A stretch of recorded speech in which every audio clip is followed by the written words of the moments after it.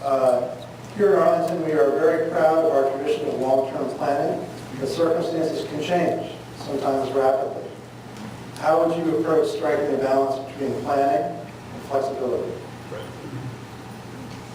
Now, talking about long-term planning, there's one person up here who should be welcomed as one of our best planners in Arlington. That is Peter Fallon. He's dedicated so many years to doing so, and I do appreciate your service. Long-term planning. So long-term planning needs to be looked at in many ways. As we make a plan a long time ago, we also need to understand that citizens of Arlington continue to move in and out. If we're going to have a plan that was done 20 years ago, we need to talk to the new people who have moved in. Things like the Columbia Pike area, the plan was done a long time ago, and I respect it. But we also have to understand that when we don't have the confidence to do things like we're planning on doing over there, we need to back off. We need to reconvene and find the next most affordable route to move the area forward. Planning is essential in any community, and smart growth is important. And smart growth means many different types of transit. It means walkable communities. We need to continue to focus on that for Arlington, but we also need to continue to focus on the fact that we are still a wonderful residential area, and we need to focus on our single-family homes as well. So long-term planning, it's essential, but we also have to be flexible just in who we talk to and how we do things, and not the same 40 people in a room. Thanks. Thank you. Peter Fallon?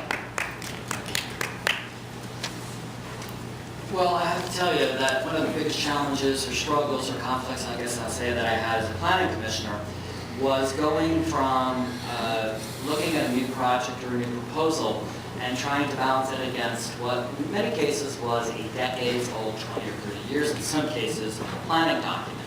Right? Now, I've never viewed the job of the commissions or the county board to simply be a compliance thing. Okay? It doesn't meet all the requirements of that's stated in the document. It is essential that these plans have to be, I think, first of all, general frameworks, and then work their way down to more and more levels of specificity. But they need to include opportunities and options. They need to be flexible. No plan, whether it was written decades ago or it's written today, it would take years to write these books. I've got to tell you that. Sometimes 5 or more years. No plan, as it's being drafted, can foresee all of the possibilities that the future holds. It also can't account for the fact that this is a property rights state, and it's up to each developer, or I should say landowner, to decide what they want to do. New priorities come along. 20 years ago, we didn't really worry about affordable housing. It was just there, or at least we thought it wasn't. We took it for granted. We didn't think about green building. We didn't see that there would be explosions in, that real estate would be astronomically priced, and the only way people would do redevelopment is if we let them build huge buildings, or we gave them other incentives to do so. But we still want to have mixed-use development, flexible plans, and we want to make a place that we all want to be, live, work, and play. Thank you, Peter. And now Alan House. Okay. So I'll just start off with a little story. As I said, I grew up in Lion Village, literally across the street from Clarendon Presbyterian Church on Jackson Street. And that was before the Metro came in there. When I was a small child, the Metro opened up. And so I have the perspective of having seen the changes that can be wrought by smart long-term planning over a 50 and 60-year cycle. And I understand now, as a father of children in our public schools, why those investments in the Metro, in high-quality transit, have allowed us to create school systems that are second to none. Because those are smart investments, long-term planning that has driven the growth of our communities while protecting our neighborhoods.